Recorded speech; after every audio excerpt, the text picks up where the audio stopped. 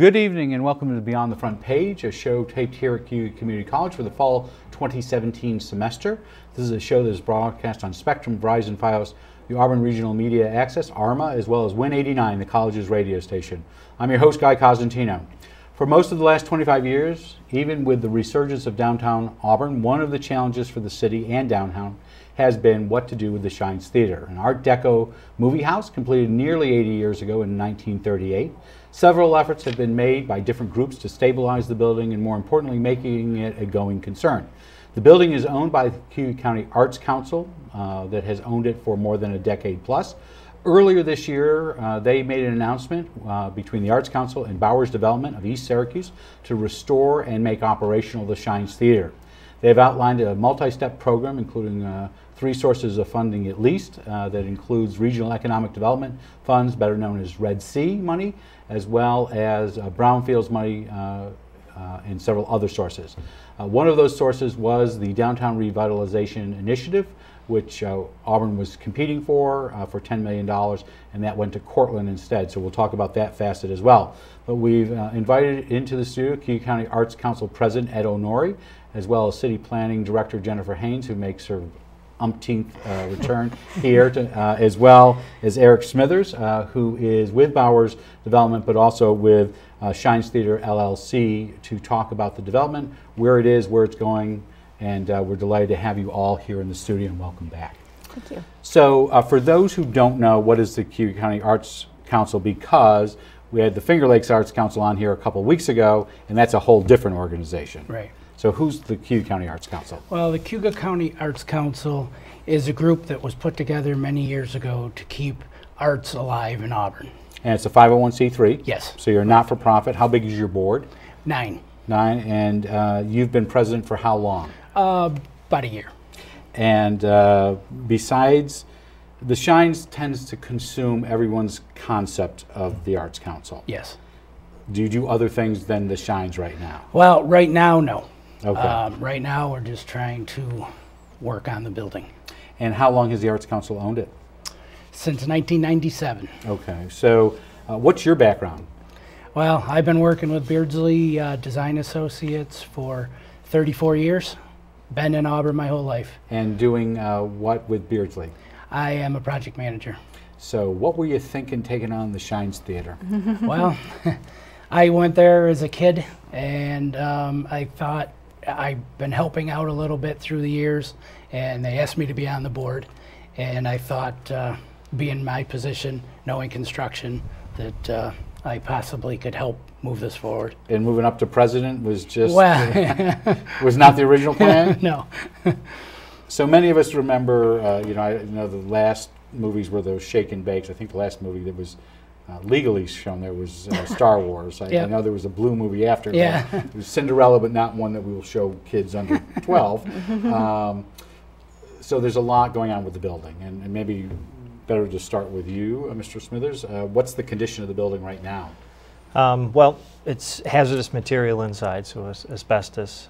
Structurally, it needs a little shoring up. The stage is rotted. The roof needs repair, actually replacement. So right now we're in the process of shoring up the roof and doing that. So if I lived in a house like that, somebody would say it's not inhabitable. salvageable. Yeah. Well, no, salvageable. Forget inhabitable. Well, we move past that. yeah, yeah. It's not salvageable. Yeah, Is the it probably Shines wouldn't be. Salvageable? Yes, absolutely. See, the theater, like many buildings that are historic or otherwise contaminated, if I were to go in and on a market rate rehab the building, it would far exceed any revenue that I'd get from it to make it economically feasible. So the historic tax credits and that program through the state and through the federal government, together with various grants that we're able to get either through the city or through the state, allow us to widen, or I should say narrow that gap between the expense and the income to make it economically feasible. So before continuing on the condition, maybe it's kind of convoluted, so let's talk about the relationship. No, because no, it is. Because in some parts, the Shines, the Cayuga County Arts Council is the lead in some areas, because you can take, as a not-for-profit, people can donate to you, and we'll talk about that at the end, give people information, because they can get a tax benefit from that. Foundations and governments can give to you where they cannot necessarily possibly give to Shines Theater LLC, which is the holding company, correct? They could give to us, but it's not tax deductible. Well, for tax purposes. Yes. So how is this, so first of all, how did you approach them, or did they approach you where we got this agreement back in the spring? Who approached whom first? Well, I think, I believe Brian came to City Hall. Brian Bowers is my partner. Okay.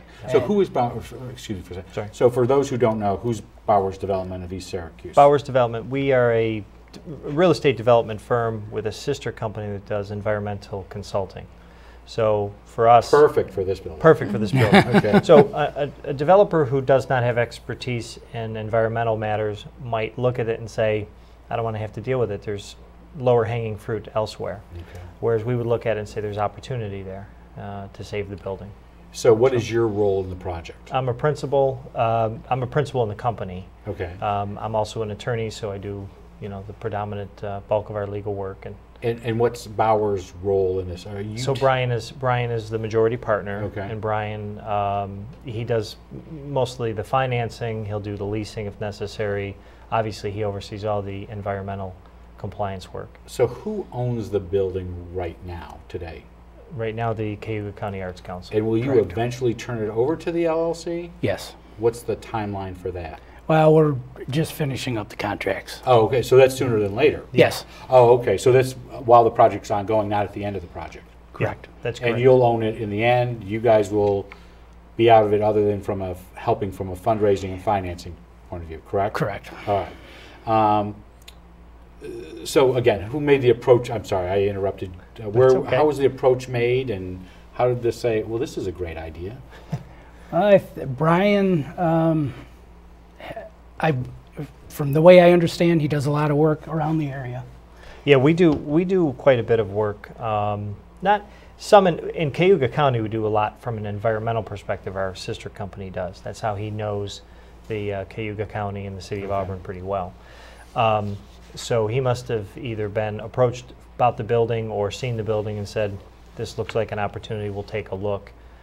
So we decided to come in, take a look, and said we could do something with this. Have you ever done a theater like this? Not a theater, no. Okay. Yeah. So let's go back to the condition of Sure. the building. So you said the roof needs a new roof. A new roof. So a roof was put in, what, about 20 years ago? Probably, yeah. Okay. About that, yeah. So tell us about the insides. So with a leaking roof, which this had, once water gets in, it's the universal solvent. So we'll start rotting things out and start decaying the interior. It did that with the stage. Structurally, it needed a little bit of work. But in addition, it exposed asbestos and other hazardous materials within the building itself. So many of us were delayed to see in the paper 10 days ago? About that. 15 days ago. You reported to the city that you were starting asbestos abatement, which has been a long-standing. Anybody who's talked about the Shines has said, use the A word. Yeah. And it's been the continual, until you get over that hump, that's the first issue. So Right. you started asbestos work last Monday, Last Monday. the 13th. Yeah. What are you doing, and how long will it take? Well, we're doing a little bit of shoring first to make sure that scaffolding and other things we're putting up can be, safely adhered to.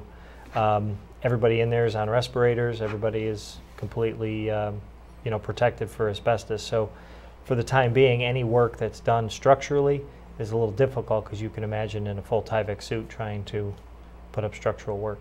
That's going to take, the asbestos abatement itself is probably a few weeks, but the shoring it up, the abatement, the cleaning, everything else, it'll end up taking a couple months together with the... So will you work through the winter? Yeah.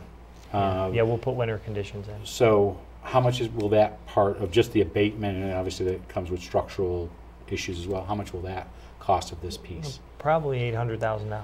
And that is coming from? From the city. City, okay. So what's the city's role here? Well, the city's role first and foremost is to support this project. The Shines Theater is an iconic building in our downtown, and with the revitalization of our downtown, we're thrilled that this building is being taken on. Got a visitor center going up Kitty Corner. You got downtown booming.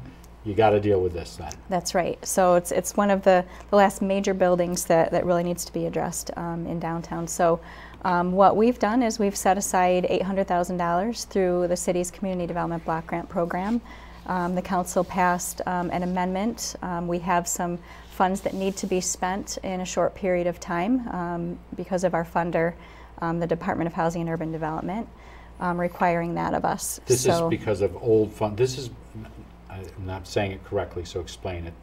This is because of money that was expended elsewhere, not expended, I want to say left over from the Fort Hill Westlake project. That's some of it. We have 2 revolving loan funds. One is for housing and one is for business loans. Because we've done a lot of good loans, we have gotten repayments back. And with the lending climate the way it is, businesses have been borrowing from banks and private sources instead of the city, which is a last resort lender. So we have a large balance. So the good news is you got a large balance. The bad news Yes. is Washington does not want you to have a That's large right. balance. That's right. Which is So good news course. for you guys. Right. Okay. So what we decided to do is we put together sort of a portfolio of projects that we wanted to provide catalyst for, and the Shines was one of those. The Owasco River Trail is one of those. St. Francis Park is one of those. That's going on right now. So we're really excited to be a partner in this project, and we've asked them to finish the $800,000 piece of their work, which is a smaller piece of a larger project, before the end of January, which is when we need to have the funds spent by. So would you consider this, are these what we've heard about as brownfield monies, or is that a separate? So there are brownfield funds available through the state. This is Community Development Block Grant funds, which we're able to use for remediation activities. So will the brownfield funds be what would be considered another source that would come through the city, or is it directly from the state? That's So through the state That's brownfield state. program. Okay. Right. So we'll continue on the building. We'll keep going. Let's talk about the money, Okay. because that's always been, It's always been a hang up. Bomber's Law. It's always about the money. That's the bump in the road. Okay, so let's talk about this little bump. How much is the little bump? Well, overall? we came up with an estimate of $12 million. But Okay. depending on how it is, it's one thing if we had to bid out all the work, but it's another thing if you have a developer that has different ways of getting the work done. Well, which you say $12 million, and I want to concentrate on that because for years, some of us have been saying it's been $12 million, and the response from some members of the Arts Council and their supporters has been, you don't know what you're talking about. So when I heard $12 million come out of your mouth back at City Hall this spring, I was like, oh, where'd that number come from? Yep. So part of this is based on the coffee study that was done in the early 90s? not really. I did Okay. a complete estimate. You did? Okay. So where will the money, I've now heard 2 pots. I know there's 2 others. One we'll talk about that did not come through, but there's another. So there's the DRI money, which is the Downtown Revitalization money. Auburn was competing for that. That was that $10 million competition. Cortland got the money. We'll talk about that in a second. And then the last piece that we've talked about, from what I've understood, is the largest public piece, is the Regional Economic Development Council money, which is still in process and you won't hear about until... So that actually was a direct application Okay. from the developer, and we should hear about that in December. Yeah. So those are the big 4 pots. Am I correct on that, or We am I actually, missing something? there's one more that we're pursuing. Okay. That's Restore New York. Okay. The City of Auburn is eligible to apply for $1 million. And we actually have a public hearing set for the City Council meeting next week for that, and are expecting to submit that application on December 15th. Okay, so that's November 30th. Correct. At City Hall, 6 p.m. Mhm. Okay. So let's break each of these pieces down. $800,000 for the CDBG, Community Development Block Grant money. You have brownfields that you can apply for. How much is that roughly can you apply for? Well, I don't know we're doing brownfields per se. We have, we did a CFA application for... Consolidated financial application, Yep. which is part of the Regional Economic Development. Trying to get away from acronyms here. Yeah, yeah, I'm sorry. So, because it's an alphabet soup here. So that's the money in December that every year the governor has now done this.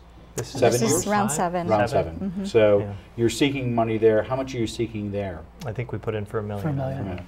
Okay. So DRI, how much was the downtown revitalization funding? I think we asked for 2. I think there was 2 in that one, Okay. yes. Yeah. So if I use your 800,000, Mhm.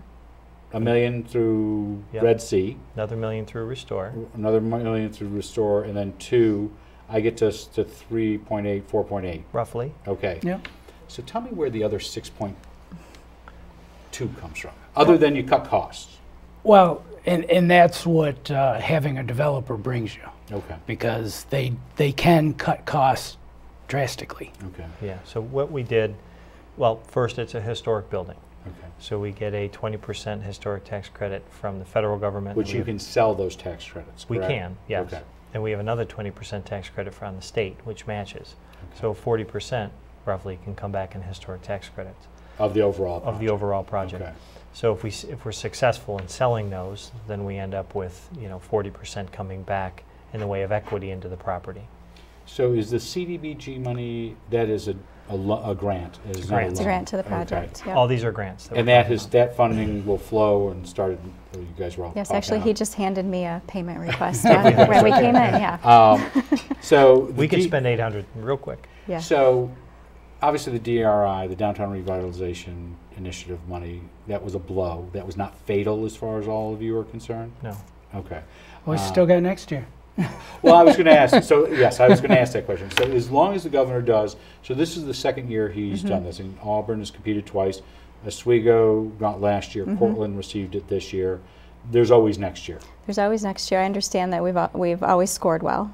We've always had ready-to-go projects So did in they our give you portfolio. a debrief? I I know the federal government often does. Right. As but- far as I know, I don't believe so, but I would have to ask. There might be other people at the city that did get debriefing. I'm not Okay, sure. just of where that. So as long as the governor puts out a DRI next year, your feeling is, whether it's this project or not, though most likely would be, you'll be applying for it again. You will not let that money go to the Yeah, wayside. I would anticipate that. We certainly have phenomenal projects that we could submit. Just off from the Shines Theater, did not getting the DRI money jeopardize any other projects at this stage? What we did is we asked Bowers Development and the Shines Group, as well as others that were in our DRI application, to also submit to the Regional Economic Development Council through the consolidated funding application process. So some of those groups did that. So we're Okay. hopeful that, especially because the city did not receive the DRI, that the CFA applications will be successful. So we're hopeful that Shines is successful, Prison City Pub and Brewery put Were in any a of the other CFA. projects were any of the other projects that you had suggested in the DRI not funded and not in the CFAs? There are a couple that did not submit CFAs. So they have to wait till next year, or do Correct. something else with anything in Correct. particular? Other funding sources? No, anything. Who Give an didn't? example of who didn't go for the CFA round. That might not be. There was a Good press sh- conference right. where you attended. In the Right. I spring. don't think Good Shepherd submitted. Okay. I'm not sure if the East Hill project submitted. Okay.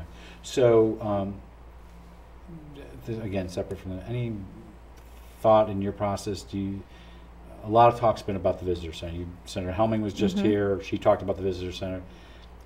As governor, do you have any thought in the back of your mind or in city officials that the governor needed to spread the wealth? He gave what could be up to $10 million or more for the visitor center across from City Hall, and he needs to spread the wealth, especially with 2018 just around the corner. Potentially. Even with the Equal Rights Heritage Center, however, we had extremely strong, ready-to-go, committed owners and developers in the DRI. That press conference was phenomenal, where people talked about the commitment that they've made to these projects in the downtown. And I'm hopeful that they're able to move them forward anyway with CFA funding or other sources. In fact, Good Shepherd's is looking to open fairly soon the brewery part. He has the rest of the building to develop. This is the PBJ on the corner. Correct. Yeah. That There's some building. brown paper that's slowly peeling away. Yeah, he's getting and there. I'm interested every time I pass by to see what's going on. Yeah. And I know this DRI included the college, and I think President Durant Yes. was on last week saying culinary is moving forward. And so whether it was funded that way or some other way, Right. some of these are moving forward. People are committed. So, we go down one road and, close a door, we look for other open doors, and everybody's committed to doing that. So you've helped with the structure, you've gotten rid of the asbestos by the end of January to meet her deadline. Yep. What's next? Then we start with the internal. The roof, if we get the roof on completely, if we don't just patch over the course of the winter, we'll put the rest of the roof on in the spring. It all depends on winter conditions. As we know, we just got snow. If we're able to get the roof on completely instead of just patching, then the internal build-out starts to happen. We have to submit to SHPO all our complete plans. And what we want. State I'm sorry, State Historic Preservation. Yep. Office. Wonderful people. So you get this all done. What's the plan for the building? Well, it's going to be more than just a theater. It's going to be an entertainment venue. So we're not talking about fixed seats as people may have you'll have fixed seats in the balcony, in which the balcony, are but still on the 600 main or floor, so. which most people who are not allowed into the balcony area yeah. for age reasons, that is going to be an open area. It'll be an open area with tables and seating down there that we So- can remove if necessary. And is that based, again, I don't mean to go back to the coffee study. When the coffee study came out in the early 90s, it was that we did not have a venue, multiple venues for large gatherings. Since then, you've added the Hilton Garden. The pavilion has been renovated massively, wonderful setup there. You've got Beth and Sean Lattimore looking at their facility, a new facility on the point, Yep. off the point. You've had the center up on East Genesee Street. Is there a need for that type of venue? None of them are the size of what will the Shines Theater be. So they'll still house, well over 1,000 people. I can't remember how many are going to be on the downstairs alone, but 600 up top. Yeah, you'll definitely be over 1,000. So So the 600 up top, will they be able to go see performances, or are they going to go see movies? either one. Okay, because I know one of the issues for the Musical Theater Festival was there's a difference between a theater, T-E-R, versus T-R-E. Yes. And in your backspace, I've learned these name pieces, fly space and all this other stuff. Are you redesigning it enough so that it will be able to be used as a performance theater? Because up to when it was closed, it was only a movie theater. Yeah, well, we're looking into the plans and what it would take to design the whole back end of the stage area, but there will be a stage. Okay. And then from there, so what's your timeline? What would, everyone would like to see it done tomorrow. It's not going to happen. It's going to be a while. I think it will be in the fall next year, I think, is the aggressive schedule, I think. But it all depends on how fast we can get through historical preservation. And They're not always fast. so you're going to wait for Red Sea. What happens if Red Sea doesn't come through? Now, by Red Sea, do you mean the... Regional Economic Development Council. Gotcha. And I ask this only because I did read it. I thought in the Post-Standard you were listed as the third project, and I don't know what the rhyme or reason of the Post-Standard was. But I thought you were listed in the list of prioritized project as number 3. Am I correct on that? Could be. Okay. So what happens if you don't get Red Sea? I'm not trying to be the guy with the glass half empty, dirty, and cracked and leaking. But what happens? Well, then we have to figure out where, like Jenny said, where else to find money. And you will take donations. Yes. Okay, so how are you, separate from what Bowers is doing and they're committed to, separate from all these government grants, what are you looking as the Arts Council to raise? Well, of course, we're looking to raise as much as we can. We do on our webpage have a way to donate.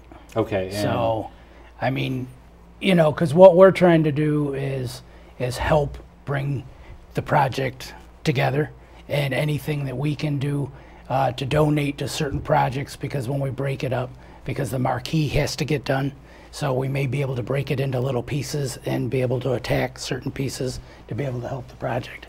So where's the marquee in this whole timeline project? We're going to try to do something with the marquee sooner rather than later, just so that everybody can kind of see the change and see things that are happening on the outside, although people can't go in until we abate it and get it prepared and safe to go in. But the marquee we're going to try to do early. We're not going to do a whole marquee. We're going to clean it up and maybe put some lights and put a sign up, but that's coming down the road to complete the marquee. So let's hypothetically say you're next year, your 80th anniversary, if I'm doing my math correctly. Correct. I was trying to do it last night, and Yep. I don't know that was working too well. 80th anniversary, is this something that gets opened on the 81st anniversary, 82nd anniversary? I don't know, we'll see. We're going to have to see when the time frame comes. I don't know for And that's sure. all dependent upon money. It all Because depends. that would be next well, fall. It depends on money and the condition and how fast state historical parks can go and national parks can approve things. And so it's not always just a linear time frame where we just kind of go and finish. So I'm going to ask you the question that most likely people, you hate asking this question. So at some point you got to pick a date or a timeline that says finish, demolish, sell. What's the threshold? But we'll finish. Finish. Oh, yeah. I know that but Yeah, is we'll there a finish. period of time where you have to say, you know what, we just can't do this? Is there a timeline for the Arts Council? You've been struggling, I'm trying to be as nice as possible, I'm diplomatic. It's 20 years you've been struggling with this Right. building. Right. And there's not a story that comes out that Arts Council isn't every couple of years got a major,